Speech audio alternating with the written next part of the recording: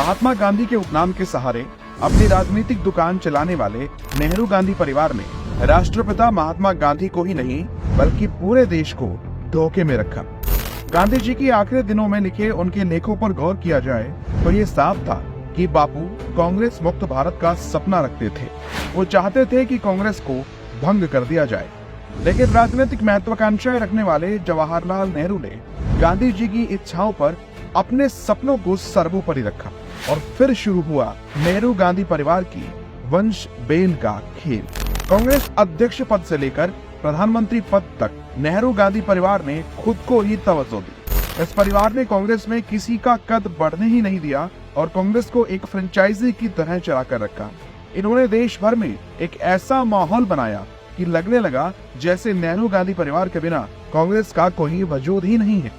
कांग्रेस आज भी मोतीलाल नेहरू के बनाए रास्ते पर चल रही है, जिन्होंने पुत्र मोह में जवाहरलाल को आगे बढ़ाने के लिए कांग्रेस के दिग्गज नेताओं को हाशिए पर डालने की कोशिश की थी और फिर वही कांग्रेसी परंपरा भी बन गई। आजादी के बाद जवाहरलाल नेहरू, इंदिरा गांधी, राजीव गांधी, सोनिया गांधी और राहुल गांधी ने कांग्रेस अध्यक्ष पद अपने पास रखा। नेहरू के बाद इंदिरा ने कांग्रेस की दुकान को संभाला।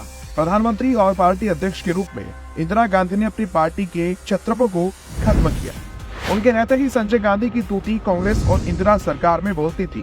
संजय और इंदिरा की मृत्यु के बाद राजीव गांधी भी उसी राह पर चलते रहे। सोनिया गांधी ने राजनीति में एंट्री मारने के लिए तगड़ी फील्डिंग सजाई। सोनिया ने अपने करीबियों के साथ मिलकर पूर्व प्रधानमंत्री पीवी नरसिम्हा राव और पार्टी के तत्कालीन अध्यक्ष सीताराम केसरी को किनारे कर दिया। सोनिया गांधी के पार्टी प्रमुख बनने के बाद अगले 19 सालों तक अध्यक्ष पद के लिए चुनाव ही नहीं हुए। साल 2004 में जब सोनिया गांधी प्रधानमंत्री बनते बनते रह गई तो उन्होंने देश को एक रिमोट कंट्रोल प्रधानमंत्री दिया, जो नाम के प्रधानमंत्री थे और सोनिया गांधी के इशारों पर चलते थे। परिवार की परंपरा को आगे बढ़ाते हुए सोनिया ने भी बेटे राहुल को पहले महासचिव और फिर उपाध्यक्ष और 2017 में अध्यक्ष बनवाया। जब 2019 की हार के बाद राहुल ने पद छोड़ दिया तो सोनिया फिर अध्यक्ष पद पर आसीन हो गई। साल 2022 कांग्रेस में 24 साल बाद गांधी परिवार से बाहर का कोई कांग्रेसी अध्यक्ष नियुक्त हुआ। मल्लिकार्जुन खड़गे कांग्रेस अध्यक्ष बने जरूर, लेकिन वो भी सिर्फ कठपुतली अध्यक्ष ही साबित हुए। मुझे जो अध्यक्ष पद मिला वो भी श्रीमती सोनिया गांधी जी और राहुल गांधी जी के कहने पे, यानी उनके सपोर्ट से ही मुझे मिला। योग्यता पर परिवार को आगे रखना यही गांधी परिवार की हमेशा से मंशा रही है।